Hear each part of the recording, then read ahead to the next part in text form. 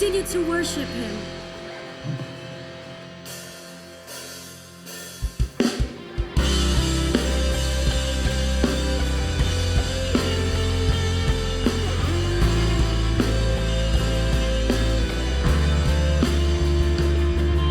It's falling from the clouds, a strange and lovely sound. I hear it in the thunder and the rain. It's raining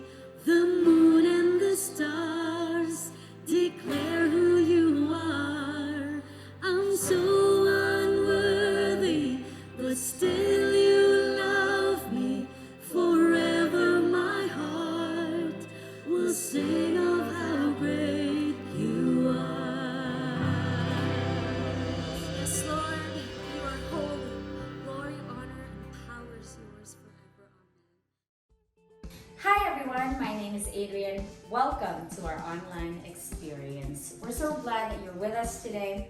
Considering everything that we've been through, every day that we get to live, every day that we get to spend time with our loved ones is always a blessing, right? Did you know that we have been in this pandemic for over 2 years now?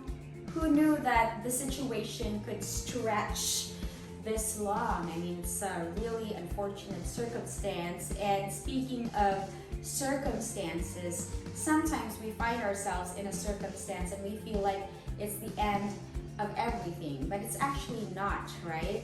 It's just a chapter in our lives. It's not the whole story, not for you, not for me, not for anyone. And that's precisely what Pastor Andy Stanley will be talking about as we conclude our 3-part series called Better For It. This time, he's going to be talking about moving forward from a crisis. Very relatable, right?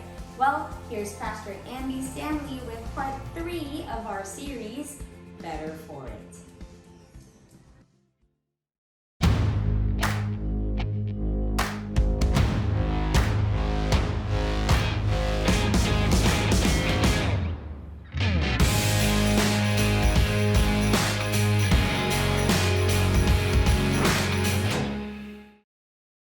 One of the reasons we respect the people that we respect most is their response to this, to adversity, right? The people that we respect the most are generally people who've walked through a fire or two, maybe through the valley of the shadow of death. We respect people who've been hurt, but who didn't hurt back, who were treated unjustly or unfairly, but who didn't strike back. We respect people who faced extraordinary health challenges, but didn't lose their love for life. They didn't despair. They exercised their superpower. It's a power that we all have. And when exercised, it actually keeps us from becoming like our enemies. It keeps us from reflecting our circumstances. It thwarts evil. Our superpower allows us to redeem suffering. And your superpower is why you can be better for it. We'll come back to that in just a minute. Now, this is the final episode of our series, Better For It. And I chose this topic because while we're all ready for things to get back to normal or maybe a new normal, we would all agree that all of this pain without any gain would certainly be a shame. So we're pausing to ask the question, what have we learned and what have we observed that we want to carry forward? Or, to the point of our series, how can we be better for it? What have we been doing or what were we doing that almost led to our undoing that we need to stop doing? Or the second way of asking it is this, what should we begin doing that we should have been doing all along? Because again, it would be tragic to forget the lessons we've learned, and it would certainly be tragic to lose the perspective that we've gained. So last week, I talked about how to ensure that you can be better for it, and I talked about why we can all be better for it, regardless of what it is. And the reason we can be better for it is we all have, as I just mentioned, we all have a superpower. We all have a special ability that empowers us to be better for anything that life throws at you, or actually anything life has thrown at you. And our superpower is our ability to respond rather than react. Because your ability to choose a response rather than have it dictated to you, or your ability to choose something rather than just do what's expected of you, or to simply model what you've seen done, your ability to respond allows you to dictate and to influence your own future. Because, and you know this, in fact, we've all seen this, to simply react to circumstances, it sets us up to reflect those circumstances. Haven't you seen this? You've seen people go through very difficult circumstances, and instead of choosing a measured response, they simply reacted, and now months later, maybe years later, they reflect the circumstances they didn't even choose. When we react, and this is the point of today's message, when we simply react, we actually relinquish control of our lives, and we ultimately relinquish control of our destiny and our legacy. But a measured response, a measured, thought-through response ensures that that doesn't happen. But as we said last time, there's a catch. There's a reason we miss this, and that's the reason we're talking about it. And here's the catch. The response that has the potential to reverse the natural course of things isn't natural. The response that has the potential to reverse the natural course of things isn't natural. Or another way of saying it is this: the catalytic response is the least intuitive response. The response that makes the most difference in a positive direction is the response we are least likely to choose, and most often we are tempted or tend to miss. So to illustrate this and to kind of, drag us deep into the context of this and the emotion of this, last week we began a story that many of us are familiar with. It's an Old Testament story, the story of Joseph, a young man who exercised his superpower, get this, for about 25 years before the story is ultimately resolved. And his story, I think better than any other story I've ever heard in any literature, his story illustrates the sustaining, the course reversing, and the sanity preserving power of a measured response. And like me and like you, Joseph didn't know the end of his story. In fact, Joseph didn't even know there was a story worth telling. But throughout his story and throughout his circumstances, he chose the catalytic response, the unusual response, the unexpected response. So you're probably familiar with the story, but let me catch you up to where we left off last time. Here's basically Joseph's resume. Here's a synopsis of his life so far. Joseph Jacobson, kidnapped once by his brothers, sold twice, first to slave traders, and then he's sold once again when he gets to Egypt. Then he's framed for a crime that he ultimately didn't commit, and the reason he was punished is because he wouldn't commit the crime. Potiphar's wife, his master's wife, accused him of trying to rape her because he wouldn't go to bed with her. And then ultimately he's in prison. So basically this is his resume so far. And again, to catch you up at this point in the story, nobody's looking for Joseph. Nobody's looking out for Joseph. And perhaps that's where your story intersects with Joseph. And yet, in spite of these unbelievable circumstances, any one of those things would be enough. In spite of all that, Joseph continued to respond. Joseph continued to respond as if God was with him. And that brings me to the question we left off with last time, the question we're going to end with this time as well. How would someone in your circumstances respond if they were absolutely confident that God was with them? How would someone in your circumstances respond? You know how people in your circumstances normally react. You know what's expected of people in your circumstances. You know what's been modeled for you. But how would someone in your circumstances respond if they were absolutely confident that God was with them, that there's more to the story than meets the eye, that your current circumstances are simply a chapter, they're not the entire story? So back to Joseph's story. Following the rape accusation, Joseph's master, Potiphar, imprisons him, and we'll pick up the story there. Joseph's master took Joseph and he put him in prison, the place where the king's prisoners were confined. But while Joseph was there in prison, and here it is again, but while Joseph was there in prison, the Lord was with him. While he was being punished for something he wouldn't do, because he wouldn't do it. This is the craziest part of the story to me. While he was being punished for something he wouldn't do, because he wouldn't do it, the Lord was with him. While he's being treated unjustly, while he's being treated unfairly, God is with Joseph. See, these are the moments when we want to say, God, where are you? Where are you? And God says, I'm right here with you. But it doesn't feel like you're right here with me. It doesn't seem like you're right here with me. Where are you? And God would say, I'm right there with you. So while Joseph was in prison, the Lord was with him, and God showed him kindness. Now, the word translated kindness in our English text, in the Hebrew text, it actually means loving kindness. It's a covenant word. And in fact, throughout most of our English Old Testament, it's translated loving kindness. And the implication is that Joseph considered himself in some sort of covenant relationship with a God who had done nothing for him lately. In fact, what did this loving kindness look like? Well, the author continues and he tells us, here's what loving kindness looks like. He showed him kindness and he granted him favor. If only it had stopped there. He granted him favor in the eyes of the prison warden, which is a problem for us. Because in our way of thinking, if God is with you and if God is for you, you do not have a relationship with a prison warden, right? In fact, if God is with you and God is for you, you're not in prison. You're certainly not in prison because you've been accused of something you didn't do and found guilty of something you weren't guilty of. I'm sure at times, and I'm just making this part up, I'm sure at times Joseph must have thought, I wish God would go be with someone else for a change, right? Like, God, go be with my brothers, or God, go be with Potiphar's wife. I need a break from all this with. Well, months go by, years go by. There's no weekends off. This doesn't feel like a story. It doesn't feel like it's going anywhere. And of course, Joseph certainly isn't going anywhere. And then, seemingly totally unrelated, Pharaoh's baker and Pharaoh's butler have a falling out with Pharaoh. And Pharaoh is so angry with them, he puts them in prison, and he puts them in the same prison where Joseph is. And then the story has a strange twist. The captain of the guard, who is assigned to running the prison, assigned the butler and the baker to Joseph. And Joseph attended them.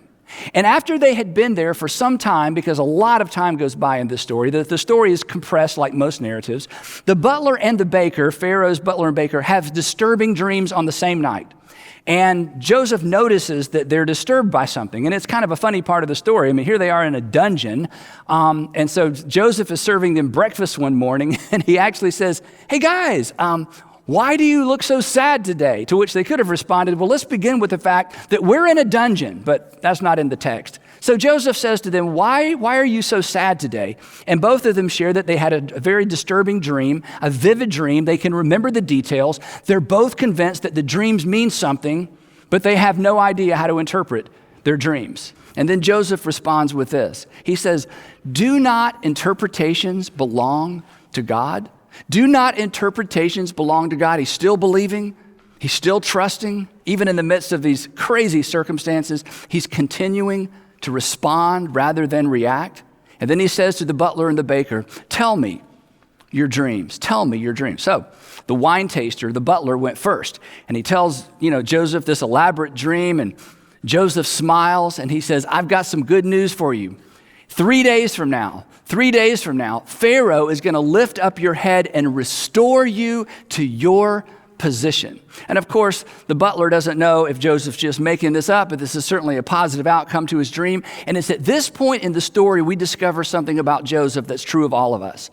As much as he had a sense perhaps that God was with him, he was not enjoying these circumstances. He despised his circumstances. He was not some sort of superhero, even though he had a superpower. He was not immune to pain. And he says to the butler, look, when your dream comes true, when you're finally out of here, when all goes well with you, remember me, remember this conversation, and show me kindness, perhaps a different kind of kindness than my God is showing me at this point. Mention me to Pharaoh and get me out of this prison. I was forcibly carried off from the land of the Hebrews. I was kidnapped. And even here, I have done nothing to deserve being put in this dungeon. So even though God was with Joseph, Joseph felt what we would have felt. He was as frustrated as we would be. And he says to the butler, look, you are my only way out. Remember me when this dream comes true. Well, meanwhile, the baker's sitting there hearing all of this, and he's thinking, hey,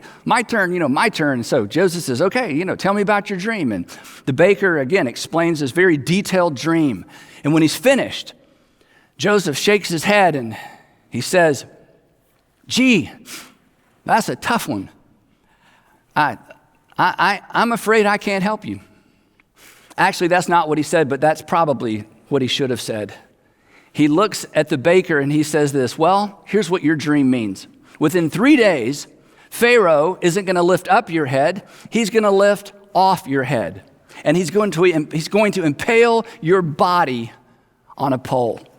He's going to impale your body on a pole. A little TMI, right? Well, apparently Joseph was in a really bad mood that morning, and he should have just stopped with that, but he didn't. He continued. He said, oh yeah, and there's more to your dream, and the birds will eat away your flesh.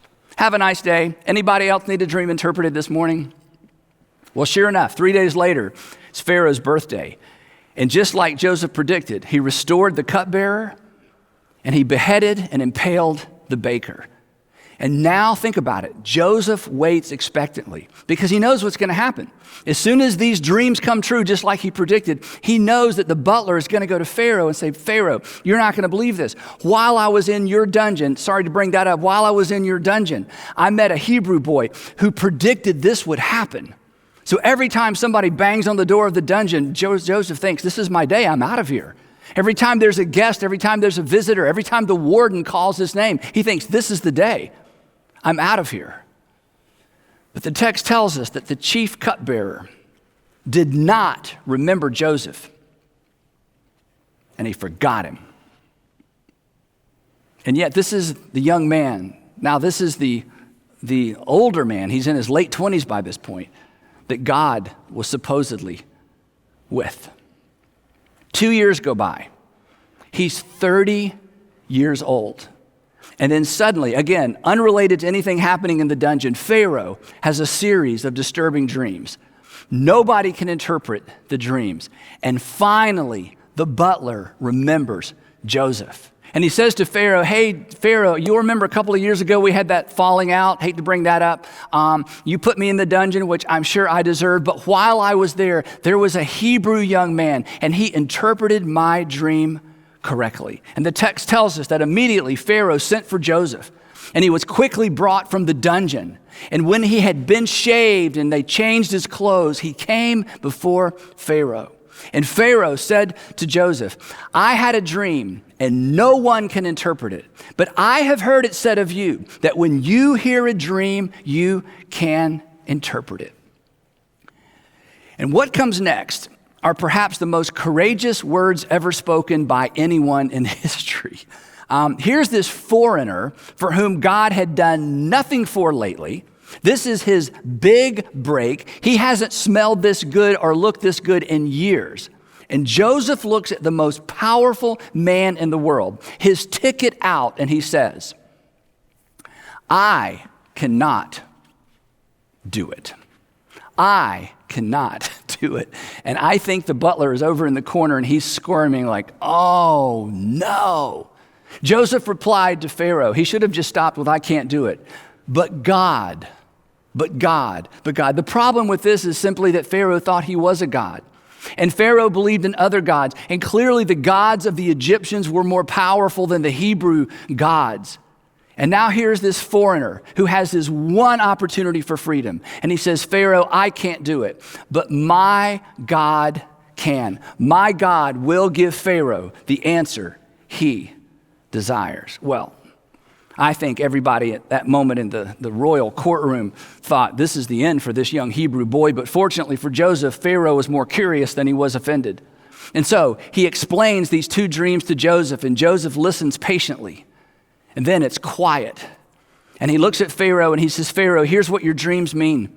For the next 7 years, there is going to be an abundant grain harvest in Egypt. There's going to be so much grain, you are not even going to know what to do with it. But after those 7 years will be followed by a famine, and nothing's going to grow. In fact, the abundance will not even be remembered. The 7 years of plenty will not even be remembered because of the famine that follows, because it's going to be so severe. He's silent. No one says anything. And then Joseph does the unthinkable. He leans in and he begins to tell Pharaoh what to do. He begins to advise Pharaoh. And he says, Pharaoh, here's what you need to do. You need to appoint somebody and put them in charge of this problem. There needs to be somebody who wakes up every single day focused on solving this problem and preparing Egypt during the 7 years of plenty for the 7 years of famine. Well, the plan seemed good to Pharaoh and it seemed good to all of his officials. So Pharaoh asked them, can we find anyone like this man, one in whom is the Spirit of God? And then this is so amazing. And then Pharaoh said to Joseph, since God, your Hebrew God, since God has made all of this known to you, there is no one so discerning and wise as you. You shall be in charge of my palace. He makes him the prime minister of Egypt. You shall be in charge of my palace, and all of my people are to submit to your orders. Only with respect to the throne will I be greater than you. And I'm making this up. I think perhaps Joseph thought, yeah, that's what Potiphar said as well. Anyway, so Joseph goes to work. He begins preparing Egypt for the 7 years of famine. In fact, the text says that Joseph began to store up such huge quantities of grain, it was like the sand of the sea. It was so much that he stopped keeping records because it was beyond measure. In fact, what he did was brilliant. He built storehouses in all the major cities and purchased the grain from the people. And again, as there was more and more grain, the price kept dropping. So he stored up all of this grain. 7 years after this time of plenty, the rain stopped. Nothing will grow. The people of Egypt begin to starve. And he opened up these storehouses in these primary cities, and he began to sell grain in Pharaoh's name to the people. Well, is this the case with all famines? It spread across the borders. It spread to the surrounding regions. And up north of Egypt, where Joseph's family lived, Jacob and his sons, Joseph's brothers, they began to starve as well. And this is where the story takes a very interesting twist. Here's what happens next. When Jacob, Joseph's father, learned that there was grain in Egypt, he said to his sons, "Why do you just keep looking at each other? Do something. I have heard there is grain in Egypt. Go down there and buy some for us so that we may live and not die." Again, if you've heard this story, you know what happens next. But there is so much drama because now the stage is set. Fortunes have been reversed. Joseph is 40 years old. His brothers have not seen him since he was 17 years old. And this will be the ultimate test of Joseph's superpower. This will be the ultimate test of his willingness to respond rather than react. And everybody that knew or knows his story knows exactly how he's expected to react. And if we can put ourselves in his position, we know exactly what we would probably do if we were Joseph. The story continues. Now, Joseph, by this time, is the governor of the land. He's the second most powerful person in Egypt, which means he's, for all practical purposes, the second most powerful person in the world. He was the governor of the land and the person who sold the grain to all its people. So when Joseph's brothers arrived, they bowed down to him with their faces to the ground. And as soon as Joseph saw his brothers, he recognized them, but he pretended to be a stranger. Imagine this moment. He remembers the terror of having his clothes stripped from him when he's thrown into that empty well. He remembers the dampness of the pit and the fear of wondering, are they going to abandon me here? He remembers the leer of the slave traders, the humiliation of being sold on an auction block. He remembers the hopelessness of prison. And then he remembers the despair at being forgotten by the butler. And then he does the most remarkable thing. For a while, as he's trying to make up his mind, he toys with his brothers. He actually finds out from them that their father is still alive. He finds out that they have yet a brother that's not with them, Benjamin. And so he sends them back. He keeps one of them as a hostage. Just goes on and on and on, chapter after chapter, as he's trying to decide what he's going to do and tries to decide, have they really changed and are they still the brothers they used to be?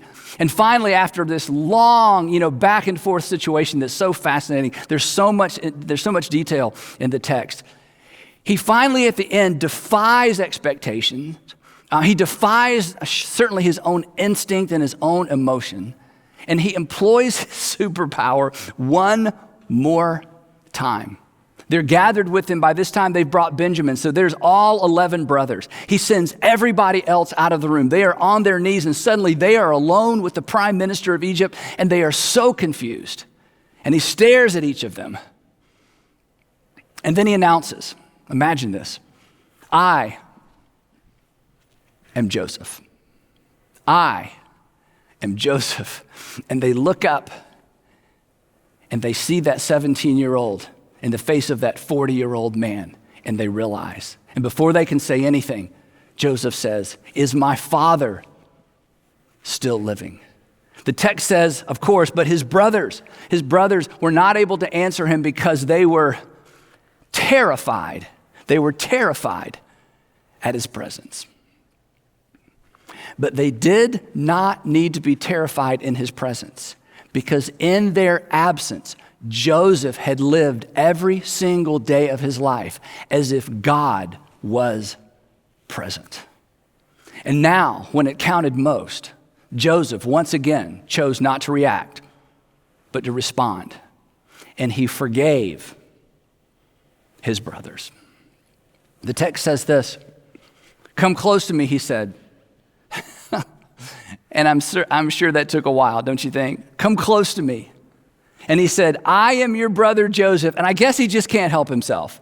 The one, you remember the one you sold into Egypt.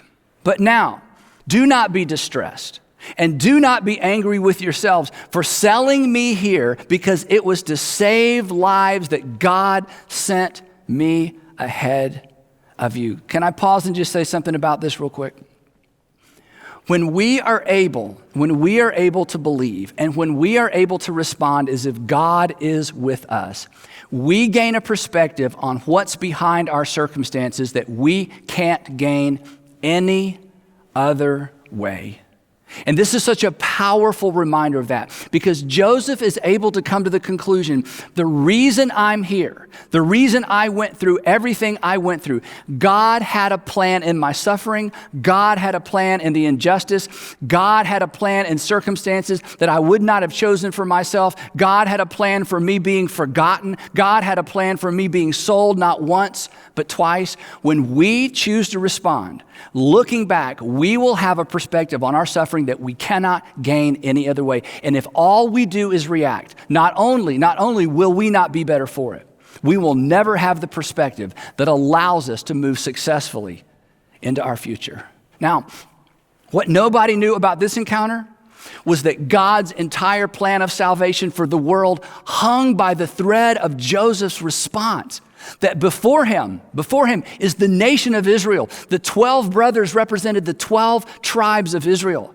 And Joseph did and the 12 tribes of Israel that would become the nation of Israel, that ultimately through whom that nation would come the Messiah who would do for the world exactly what Joseph did that day for his brothers. And this is why I said last time, and this is why I hope you'll never forget, never underestimate the power of a measured response. Never underestimate the power of a measured response. Well, the story wraps up this way. Joseph brings his entire family to Egypt, and he provides for them for years and years and years. Eventually, his father Jacob dies. And once they bury Jacob and they have this elaborate funeral and they all come back to the land of Egypt, his brothers get together, the 10 brothers that sold him into slavery get together, and they realize, perhaps Joseph was just waiting for our father to die before he exacts his revenge. And so they go to Joseph, and the text says this, his brothers came to him and they threw themselves down before him and they said to him, "We are your slaves." But Joseph continues to respond rather than react. And here's what he said, these famous words. But Joseph said to them, "Do not be afraid. Am I in the place of God? Am I in the place of God?" Guys, don't you understand that God was in this? That God worked through this? Am I in the place of God? The Septuagint, the Greek version of the Old Testament, it's written this way. "Do not be afraid, for I am God's. Do not be afraid. I belong to God. And since I belong to God, who am I to act like or to step into the place of God? You intended," he said, "you intended to harm me. That day when you kidnapped me, that day when you stripped me of my clothes, that day when you threw me into that empty well, you had the power. The odds were in your favor. There was evil in your heart. You created circumstances that generally transform victims into perpetrators. But not this time. You intended to harm me, but God intended it for good. To accomplish," he said, "to accomplish what is now being done, the saving of many lives." Don't ever forget this. Don't ever forget this. God's intention, this is amazing, God's intention became a reality through one man's catalytic, unprecedented, circumstance-defying responses. Responses, listen, none of which seemed significant at the time. Drop into his story and take any one of his responses, none of his individual responses seemed all that significant. But altogether, they were part of the unfolding story of my redemption and yours, God's plan of salvation for the world. Here's the thing. Our superpower Our respondability gives us the potential to be better for it, whatever it is. And you know this. We don't get to choose the it. That's part of the problem, right? We don't choose the it. But our response, your response, is what determines whether or not we will be better for it, regardless of what the it is. And it all boils down to this terrifying, liberating, destiny-altering question. How would someone in my circumstances respond? How would someone in my circumstances respond? How would someone in my circumstances respond? We know how someone in my circumstances would react. We see that all the time. But how would someone in my circumstances respond if they were absolutely confident God was with them? Your answer to that question is your invitation to exercise your superpower. Your answer to this question is your best way forward. And if you act on it, you will emerge from whatever you're facing better for it. Let's face it, we are no better than our responses, but our responses have extraordinary potential to make us and to make the world better. So one more time, how would someone in your circumstances respond if they were confident God was with them? If they were absolutely confident that there was more to their circumstances, more to your circumstances than meets the eye, that your current circumstances are not the story, they're simply a chapter in the story, and that God has chosen to be part of your story, and that God is going to connect the dots of your responses to do something great for you and something great through you. You have a superpower, your respondability. Use it. If you do, you will be better for it. The people around you will be better for it. And who knows, perhaps the world will be better for it as well. How would someone in your circumstances respond if they were confident God was with them? There's more to your circumstances than meets the eye. Your current circumstances are a chapter of your life, and you have the power to respond and not to react. Use this. You'll be better for it, and the people around you will be too. Hopefully, we'll be able to grow in this area and take to heart the things we have learned today. So in a few minutes, we're going to give you some discussion questions. And if you're watching as a group, use these discussion questions and to discuss this and internalize what you have learned today.